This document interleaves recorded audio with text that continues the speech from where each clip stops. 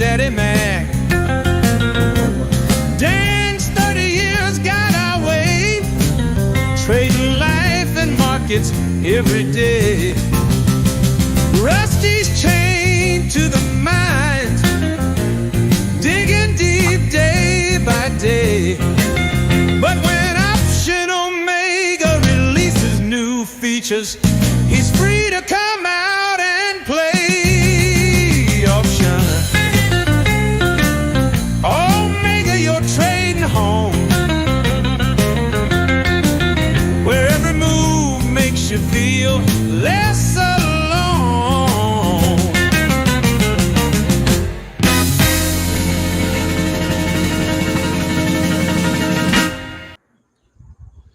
Good morning, everybody. Morning. Happy Friday. Happy Friday. Hey, happy Jackson Hole. Oh, yeah. Here it is. Hey, this Jackson Hole thing, there's a lot of discussion about it. Listen, I've sat there it's for years. I remember 5-6 years ago, Jackson Hole down like 90 at 10:30 in the morning, being like, Really? what in the world? And they're like, well, it's Jackson Hole. I'm like, what does that mean? Right. And Who is people are that? like, Yeah. when the Fed goes to Montana, is it Jackson Hole's Montana? Right. I think Yeah. so. When the Fed goes to Montana, there's it's like a Pokemon episode. Like wild things start happening. Like you transport the Fed to Montana, and They all then get crazy. Yeah. things start going nuts. The last couple years, I feel like he's done a better job. I remember like his first go around. It was like 2019, Jackson Hole. And he said something to the effect of like, we'll probably have to raise interest rates eventually, and people are like, boo! I feel like the last couple of years, he's just kind of been like, I'm going to give a 5-second statement, and then I'm going to go back to the lodge. Go back to the horses. Go back to the horses. Here's the question. Have you guys ever been to Montana? No. Is that where all the rich people from California are going, right? Not all of them, but All the isn't rich- that somebody from chat help us out? Also, Knoxville, Tennessee.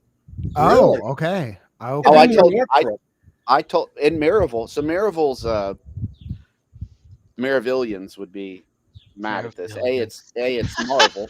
The answer is Marville. But down in Marville, It's Marville, isn't it? Like it's Marville. mermaid? Yeah, it's Mermaid. but they pronounce it Marville. So I thought it was Marville. they did. I went down to Marville. There was a period a year or two ago where like every Wyoming, thank you, it's Jackson Hole, Wyoming. It's all the same. It is Towns and Montana, stuff. Wyoming. Oh I don't know man, what it is. we're gonna get some hate. We got. I some know, people, I just did we got that, some the people out haterade. there. You're about to. Oh, any of the backtesters in Montana, all two of you. No, Wow. there's They're more. so mad There's now. more than Wow. two. Listen, There's a group in Montana. Group in I- Wyoming. Oh, Marville. man. There's a Mine's time in also Marville, mad. like 2 or 3 years ago, where like every new house sale was a Californian. There's a Really? real estate friend of mine in Marville. It's like, dude, It's it's just all great it's- for the housing it's like- market, isn't it? Oh, listen. Side note, guys. I mean, listen. Just as you move to Knoxville, or don't move to Knoxville. Actually, this is the thing. I looked up in San Francisco a 4-bedroom house. Okay, 4-bedroom house, a mile from Fisherman's Wharf. 4-bedroom, 2,000 square feet, 1.4 million. Okay, San Francisco, basically right there. West Knoxville. Not like in Farragut, not any of the rich people places, like across the street from the mall. 4-bedroom, 3,000 square feet, so an extra 1,000 square feet, 1.4 million. Like the numbers, Knoxville, the Californians have like ruined the housing market. In Oh, Yeah. they have. Yes. That is not where I thought you were going with that. I didn't either. That is, yeah. So 100%. Listen, let's Troy and I- let's Troy and I dunk at on our- the Californians before they get on the stream. It's like at our 60 men in last, there. yes, let's keep. Yeah, they're not awake, or if they are awake, they're barely awake. They're like bees that that you've sprayed with a little misting stuff. I have now. I'm a transplant. I'm not from here, but I've been here for 13 years before all the boom. Troy and I worked with software developers, and I don't think software development is like a low-paying gig generally. It's not, minimum wage, and they couldn't find houses that they could afford. They couldn't buy a house In Knoxville. in Knoxville. Yeah. I remember a guy was like throwing cash, above offers, all this stuff. People were coming in with high, like 50K above the asking price, fully cash, all this crazy stuff. No, what is that called? No appraisal, no home inspection, just nut stuff, Jeremy Parker, shout out Airbud. Knoxville's a terrible place to live. Please don't move here. Stay away. Stay away. It's awful. Yeah. We also have a review on Georgia. North Georgia is full as well. Are they ruining? They're ruining North Georgia. I do love Indiana. Listen, we have the Californians. Yeah, we have bespoke lake communities here that they come in and like a house will be $500,000 and they'll offer 150 above asking just to get the house. I mean, that's not happening today, but it's happened over the last couple of years. It's kind of already happened. Yeah.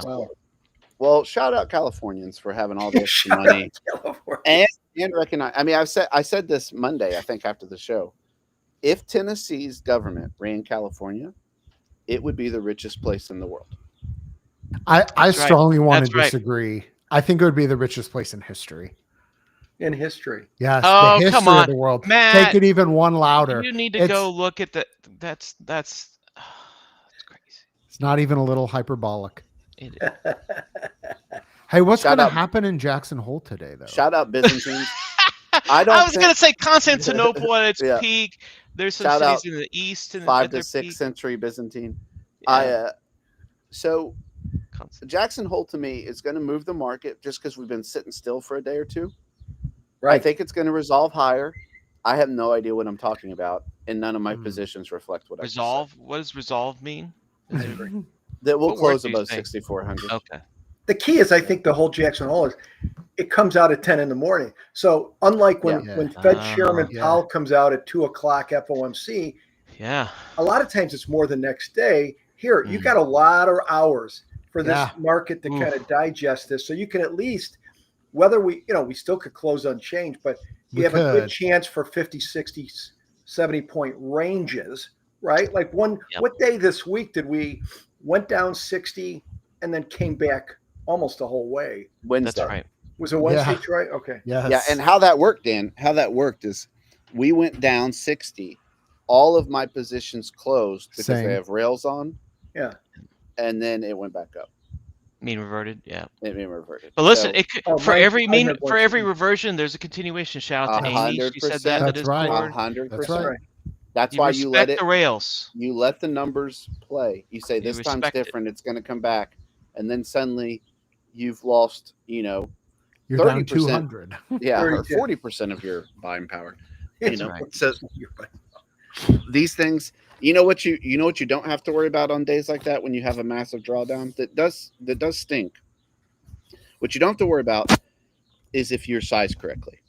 If you're sized correctly, it hurts, it's painful, but you're not like, hey, you have to talk to your wife, afterwards and be like, hey, we've got to start making some changes around the house. It's not that bad. Wow. It's not that bad. It's nothing but ramen noodles from now on. No I didn't have to return the Tesla. I'll put it that way. I didn't have to return the Tesla. I think that's what out of Rob and Marie were on the show yesterday. But if you said to me, what nugget did you get out of the Rob and Marie talking yesterday? Just that coming at it again, you can never hear it enough, but to me, it's the most important risk management tool ever invented, sizing, right? And it is so true. Why do you sometimes you might if someone's going to do a 30-day trade, you could do a little bit more size. It's, if there's an event coming up like today, because the gamma's so low, it's not going to move that much against it. But when you start getting 2, 3 days, 4 days from expiration, like you guys are saying with the rails, you can go through those short strikes pretty quickly. Sizing is important. Yeah, it is. And I wonder if people really give that much thought, right? And that's why I think what you guys were talking, was it a week that we had a discussion on if they take that rule for pattern day trading, if they take off the 25,000 and make it 2,000 or 3,000, I think that could revolutionize things because if you give somebody, it's just human nature. You give someone a $25,000 account, they're going to trade it, whether they know what they're doing or not, and they're going to get in trouble. But if you have $2,000 or $3,000, that's all you can trade. Now they can start maybe developing their skills a little bit on small size, but 100%. Yeah. Well, I'll say this. Yeah, the market is pricing in a move for this Jacksonville absolutely. event. It's interesting. I bought an ES put, expires Wednesday. I bought it Wednesday night, I think. And yesterday, I just wanted to get some short deltas, just a little discretionary, nothing, didn't affect any automated trading. Just wanted to get short deltas a little bit. And yesterday, I mean, we had 30-point ranges, I think. When we were down 30, it was doing great. When we were down 5, that reversion from 30 to 5, I only lost like 2%. Like the bid did not go down on that thing, and the vol was just keeping it elevated. So even today, I mean, we're up 13, 14 points. It's a relatively high delta put. It's not doing anything. I mean, like, it's not going down at all. So the vol's definitely bid. Now, will I get out of that post 10? I'll get out of it by today, just because vol's gonna get crushed. But anyway, vol staying bid. Or is it? Well, it's really hard. Here's the thing: as a vol guy, it's really hard for vol to stay bid post an event. Sure, unless it moves bigly. Yes, but even then, man, Monday, it just makes the Monday that much more painful Either for a long vol guy. Yeah. So I mean, it can move a lot, but vol. Yeah, I agree with you. I think vol could come down unless we get a major move to the downside. If he says he's running for president, if he says something like that, I didn't even know they have skiing in Jackson Hole. That's crazy. But think about one last thing on the, we say vol could come tumbling down. Vol's only at 16s. I mean, it's still relatively right. Yeah, it's not like we're talking 20 or 21 or 22. Yeah. If we were to go down 75 points or 80, we'll go to 19 or 20, I would think, right? Yeah. I mean, 16 isn't like, wow, it's really up there. I mean, and there's still a lot of geopolitical stuff going on.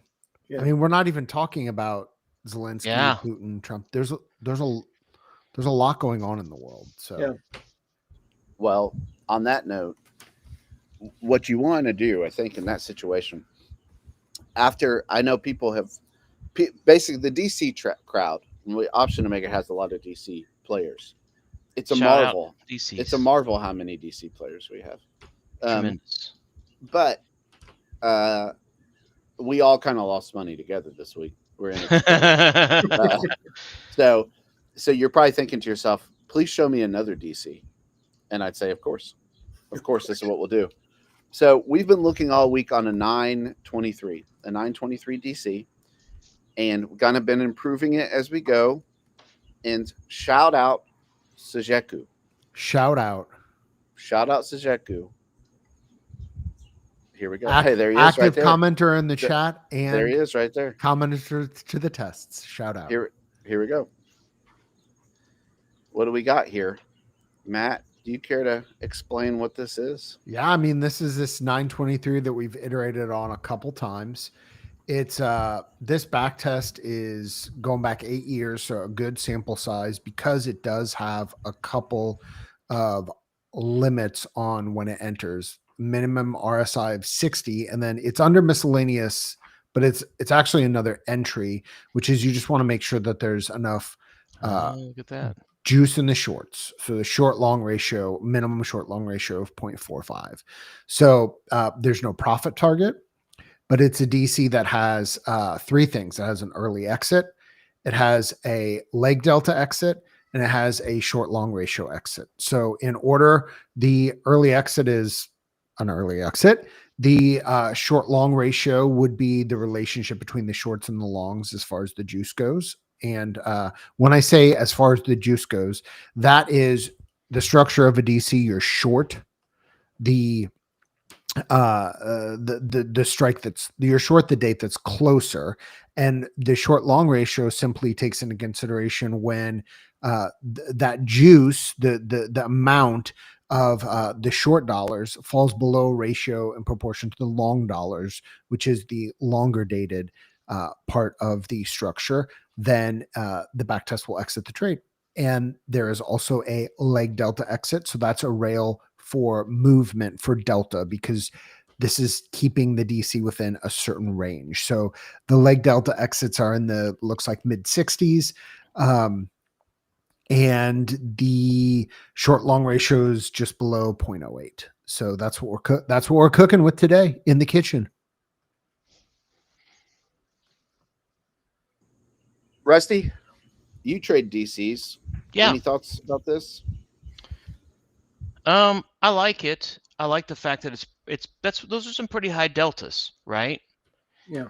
And so fundamentally, what are you saying? Why are you willing to trade high deltas? Well, we've talked about this a number of times, but RSI is a decent proxy for a calm market, right? And you can see this if you go look and if you graph something where you say, hey, give me an indicator like RSI on, say, TradingView, and you filter the days where RSI is above 60, generally you're going to get calmer waters. And you can see this if you do the inverse. If you do a max of 60, this trade would probably do a lot worse. And so you're saying, I'm betting, right? Because that's what this is, right? I'm taking the probabilities that we've been pumping a lot, and usually when the market pumps a lot, then it kind of calms down and it sits there and trends for a while. It just trades sideways, trends maybe slightly up. And so what you're going to say is, yeah, let's bank on the fact that we're not going to get wild movement. And if we do, we have all of our exits to get out. But I think that's what we're banking on here. That's the general idea. The only thing I don't like about this back test, I think 0.77 seems a bit curve fit. Like I like ape numbers, so I would choose like 0.075 or 0.0, something a little more round, right? 0.1 or 0.05, just something. It's probably gonna be worse, but I look at that and think, was there one test? You know what I mean? Was there one trade that when you hit that exact number went for a big loser rather than a big winner, or vice versa? You just don't want that kind of overfitting, in my opinion. Unless you have some fundamental reason for exactly 0.77. If it's your lucky maybe it's number, his favorite number. Maybe it's when he was born. Maybe he likes to throw the dice, 7s and That's 11s. right. You can't put 2 11s, so he put 2 7s. If you got some reason for it, fine. But I like nice round numbers, because what I don't want to do is run this in a week and be like, oh man, 0.78 or 0.78 did so much better, and you adjust that, and then you're constantly chasing something rather than just trading an idea. You're curve fitting constantly and chasing it. Yeah, Dan, I mean, for those who don't know, Dan Sheridan is a legend. And That's right. think it is going to take forever to run because of the floating entry. So thank you such a good, if you're new to backtesting, floating entry over an 8-year period takes a minute. Yeah, floating entry, 8-year period, horizontal spread, and multi DTE. So there's a lot of reasons impacting faster backtest will run. Dan, we were going through before the show, and I was showing Dan and the boys. I have a document from 2018 where I had taken a Dan Sheridan class, and I had just gone through all these DCs. And someone was asking, like, where did you come up with the concept of like 28, 29? And I showed them. There's from 8 years ago a class in Sheridan that was a 923, 28, 29 delta, and I kind of ran with it. So much so that even before Dan had joined us on the show, I mean, to talk about how knowledge is kind of spread, if you look at the DC, like the common strategies in Option Omega, that drop down, a lot of those are Dan Sheridan trades, like straight off the bat. Now, we don't have rails, obviously, like we don't have rails built into that basic. We just give you the structure. And so, but Dan, a 923, again, we've talked about this week, but what's the benefit of doing that type of spread? Well, I like with DCs at times, especially like this 923 and just a lot, when I think of, one thing is when the vol's low, right? The lower the vol, the wider you can go between the long and the short. But the other thing you notice, if you look at the theoretical Greeks versus actual Greeks, right? Sometimes you look at the actual Greeks and you say, wait a second, my theta is like 20% in a day compared to the cost and everything. You're like, wow. But it never happens like that, right? The theoretical. So, but in actuality, what you notice a lot of times, sometimes there's a little breathing room between the long and the short. Like sometimes I would sell a Friday, buy a Monday. But I notice if you sell Friday and buy Tuesday, it lets that, even though it's more expensive, it lets the short breathe a little bit. It lets it decay, because if that long is too close to the short, it kind of smothers it in terms of actual. So I like a little bit of distance. A lot of people don't like it because it gets a little more expensive. But more with the volatility, and you have a little more long Vega, especially if it goes down. My question, Troy, is we didn't have this yesterday, did we? Where you have the days, Monday, Wednesday, Thursday, Friday. Am I correct or incorrect? A lot of times with DCs and option omega, if you're going to black out, if you're going to do days, you don't usually include Thursday, do you? Or am I wrong on that? Or it looks like Tuesday's the day that you're keeping out of this batch, right? Well, I didn't do that. So Jeku did, but my guess would be, Thursdays for 0 day is the big kind of thing that I've seen people not trade. Okay, Thursdays 0 day. I got you. So for 0 day Thursdays. Okay. Yeah, if you're going out 9 days, 23 days, I don't think as much it matters. Now, it obviously improves the trade. Not trading. What day are we not trading here? It's still running, but I think I like this RSI. I'm growing to like it more because you think about. I always say, what should you want with a range bound trade? Well, you want some type of range bound activity, and so the RSI, right? That's what you're with this RSI of, what do you have? A minimum 60. You're basically searching. I like what Rusty said. Matt, you're searching a little more range bound. Things are quieter. You can get away with a higher delta, right? And a higher delta means you're going to get more theta, right? So you'll get your money hopefully a little bit quicker. Dan, that is a super interesting point. It brings me to something that I was thinking about in relation to this backtest, a comment you just made and what Rusty said earlier, that this is a little bit higher deltas in some people's backtest. Yes. I noticed on the Discord this week, there were some people that did very well with certain DCs this week, despite the down move. And the concept that I want to talk about is they were trading multiple DCs at multiple deltas. And so a low delta DC would benefit from a big move. And so the concept that I'm just kicking around here is a banquet. It's an automated banquet of DCs. DCs on DCs. DCs, yo dog, we heard you like DCs. So here's some low delta DCs for your portfolio. And I'm just wondering, this kind of thing would be difficult to trade 4 different 5/7s manually. Like if you had rails on all of them, that would be tricky. But like, is there maybe some show opportunity to look at some positive expectancy low delta DCs to sprinkle in and maybe mix, so that when there's a day like like Wednesday and you get a huge move? I mean, I've seen low delta DCs with deltas that people would not expect that have positive expectancy over a long period of time. Just wondering, with automation now, it's possible to do that. Just throwing that out there based on what Dan and Rusty said. Well, I would say this. I mean, if you want us to talk about that, I'll give you the same answer I give everybody else. Sponsor the show. We'll do a sponsorship, and we'll go from there. Now, let me share this again. We've ran it. Actually got better, didn't it? 5.2. Yeah, I don't remember what it was before. Hit the back button. If there's only a way to hit the back. Hit the back. 5.2. Oh no, slightly worse. Yeah. But you see, it's still good tests. Like, am I going to trade or not trade something based on 0.3 MAR? You know what I mean? What is that? One trade difference? Yeah. right? So Yeah. I mean, to Rusty's point, what you want to try to do with this stuff, and it is an art because of this, like what you want to do is you want to try to make a test as dumb as possible. So I see people do this, and I would do this too if I was using Option Maker for the first time. You kind of go through this period where you want to you find better tests, and so you naturally curve fit. It lends itself to curve fitting because you're trying to improve the test. that's right. But part of the craft of it, part of the nuance of it is you actually want a test to look really, really dumb and just perform well. And so there's this balance of like finding those right rails, finding those right filters, but trying to make it as dumb as possible. And I think that's what Rusty's speaking to. Is like he said, he does it like an ape.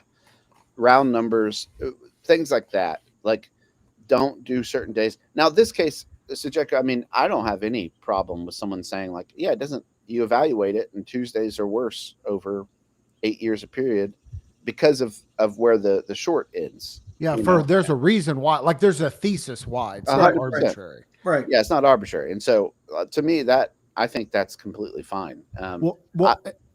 Yeah, and to the point of evaluating it, like the chat made a comment that there's a little change when the short long ratio drops below a certain level. We've done it at 2 different short long. Here's a third short long ratio at 0.05. You can see the capture rate is 11%, win rate's about 70% still, same number of trades. I mean, so to the point, this should help you build. If you can backtest this with a short long ratio of 3 different intervals, and you've got roughly the same win percent, like this doesn't go from the green Hulk to red Santa. Like it's roughly the same. Wow. It's roughly the same strategy. Wow. So that's a confidence builder. I don't know what that means. It's a great analogy. I don't know him, but it's a great one. Yeah. That's a weird. What's weird about that though is there's also a red Hulk. You could have. I almost went Hulk. there, and then I was like, Yeah. that's a less that analogy. Listen, that was on the fly. This is live TV. It's not all gold. That's right. That's right. So, I mean, and the same goes for not just the short long. Same goes for the exit time. It's 340 a magic minute. Right. You exit at 345, 350, 330, Right. and it's still do pretty well. Min short long entry, right, is 0.45 magic, or does 0.5 do okay? 0.4 do okay? Like you test it. I would beat it up a little bit. Make sure you're not lucking into something that may not be repeatable. And you don't have a time machine. And on a 923, if 340 works but 345 doesn't work, that is the definition. You got a problem. That's the definition of magic minute. Yeah. That's if you know. But listen, there's a world-class backtester. That's right. You can. Dan, what were you going to say? You wouldn't trade that? Well, no, I mean the fact that 8 years, right? That's a long time. I mean, that's 8 years that you. I'm just curious, Troy, just for laughs. I don't know if we could do that. If you ran it just to get like during 2022. Yeah. We can run it. We can also look at the graph and see, but the graph. 2022 magic time for most things vol, everything, most things DC was a magic time. Oh man. I mean, they have basically if I'm correct, in 2022, didn't it kind of have a floor on VIX of about 18? Or, I mean, it was for a good part of it, at least 10 months, I think 9 or 10 months, it was a good floor. But I'm going to run it and see. So Jeffrey says that never. Oh, go ahead. Have you guys ever gone farther than 9 days on a DC? Yeah.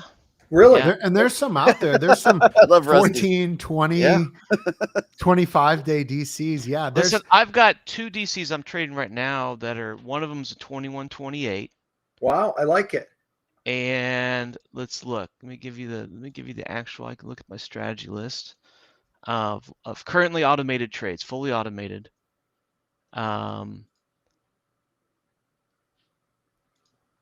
No, that's it. Oh, I do have a 923. I forgot about it.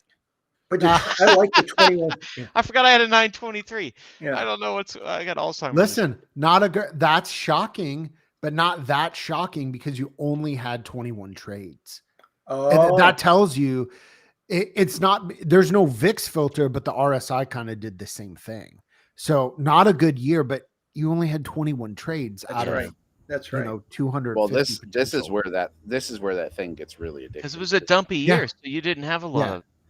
Yeah, we're gonna do this live. Here's what happens if you take off the RSI. Listen, while this is running, Matt and I in the fall of 21, when there was calm waters, you look at the average range, it was nothing. We were trading this, we were taking these courses from Dan, we were learning how to be expert DC traders.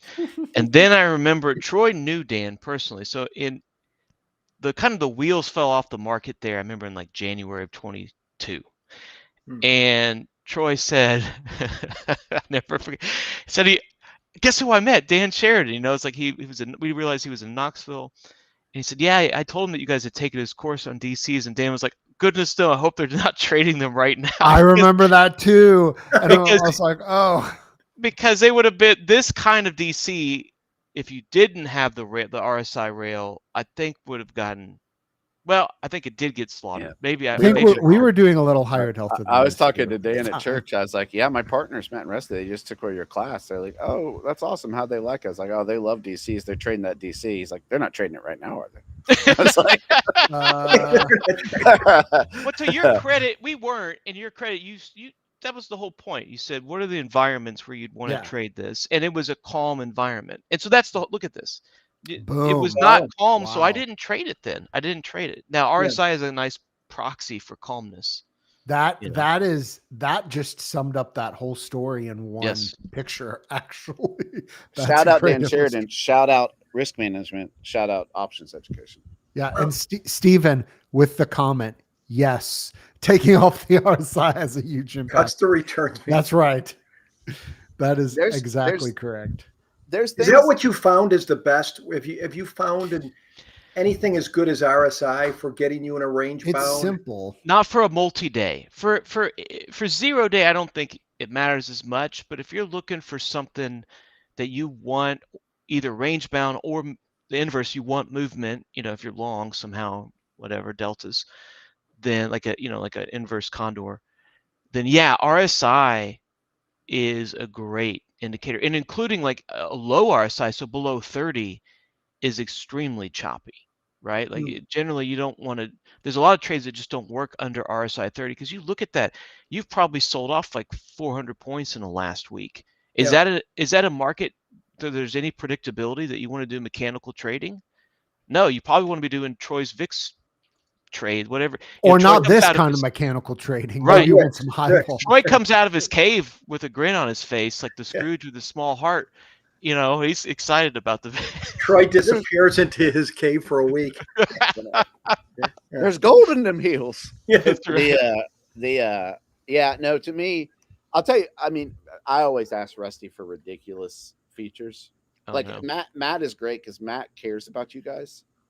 And so Matt will ask for features that people care about. And then I'll come out and be like, hey, is there a filter where we could, like, if DC up, trade more DCs immediately? And he's like, what are you are you high? What are you double down? And then I'll be like, I'll be back in my room. I'll talk to you soon. So anyway, listen, DCs, I will say this is a good week, just to sum up as we talk about DCs. I think Zom said this. Shout out Zom. When everybody was Dan, we had a little therapy session Wednesday where everybody was just posting their losses and all in it together. And the thing about DCs, like anything else, is you are not playing the occurrences game. Trading spreads is the occurrences game. Right. So every loss, you really do kind of have to, it's flipping a quarter. Like every loss, the probabilities. I really do think there's times with a DC where, like, I can just say personally how I trade. I had a crap ton of DCs on. Yeah. Because I have longer dated stuff and I have longer dated stuff in queues. So just from an account perspective, I can pop these suckers on all day long and be okay. But you end up with like 25 DCs on Qs. Well,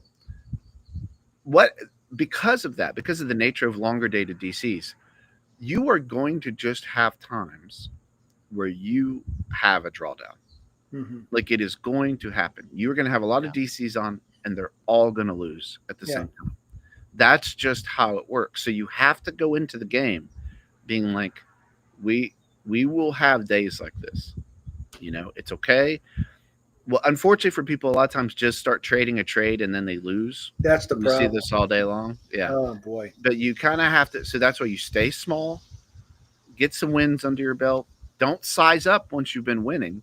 And I'm not saying size up if you've been losing, but arguably, personally speaking, I would say if you just had a big drawdown, I would actually, the chance, if you're going to size up, I would say sizing up after that is probably the appropriate way to do it. But anyway. Would you say, would you say for new people, like, I mean, it's one, like I notice in the back testing, you know, if you're winning, your size will go up because it's you're trading a bigger percentage.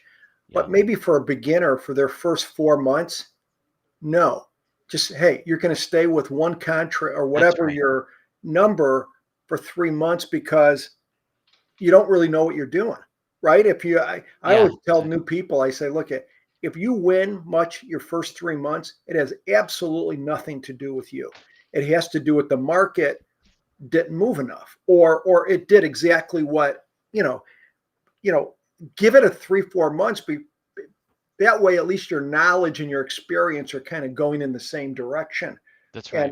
And I would just get concerned with someone in backtest if they're automating and the market's not doing anything and their size is going up because they're making good money.